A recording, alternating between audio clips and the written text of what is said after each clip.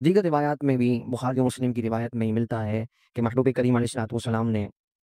فرمایا کہ قیامت کے دن اللہ تبارک و تعالیٰ 7 ایسے افراد جنہیں اپنے عرش کے سائے میں جگہ عطا فرمائے گا، ان 7 افراد میں، یعنی اس وقت کہ جب سورج سوا نیزے پر ہوگا اور انتہائی گرمی کی کیفیت، تانبے کی زمین، انسان اپنے پسینے میں ڈبکیاں کھا رہا ہے، ایسی کیفیت میں اگر کچھ ایسے افراد ہیں جن کا احادیث میں ذکر فرمایا گیا کہ جو اس وقت بھی اللہ تعالیٰ کے عرش کے سائے میں،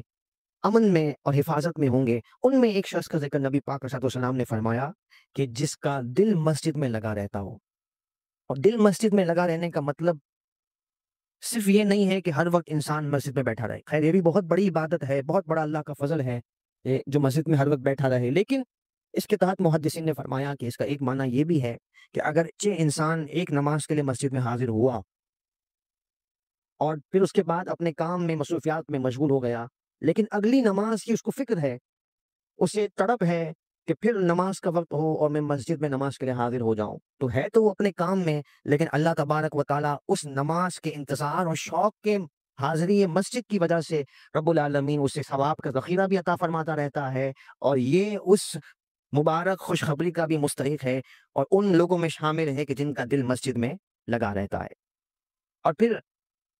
اس زمانے میں ہم اپنے حالات پر غور کریں تو مسجدوں کے ساتھ جو ہمارا رویہ ہے، نمازوں کے ساتھ جو ہمارا تعلق ہے، وہ ہر شخص اپنے احوال خود بہتر جانتا ہے کہ انتہائی بے چینی کے ساتھ جو ہے وہ تھوڑی دیر مسجد میں رہ کر فرائض پڑھ کر، سنت نوافل پڑھے بغیر چلے جانا،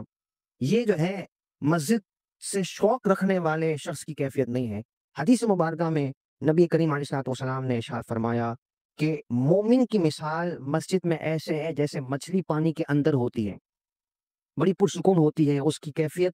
اور اس کے مزاج کا یہ حصہ ہے کہ اسے پانی میں ہی رکھا جائے۔ اور انہوں نے فرمایا منافق کی مثال مسجد میں ایسی ہے جیسے مچھلی کو پانی سے باہر نکال دیا جائے، وہ تڑپتی رہتی ہے، تو منافق مچھلی کی طرح مسجد میں آئے پھر تڑپ میں رہتا ہے، جلد بازی میں رہتا ہے اور اسے فوراً بھاگنے کی جلدی ہوتی ہے۔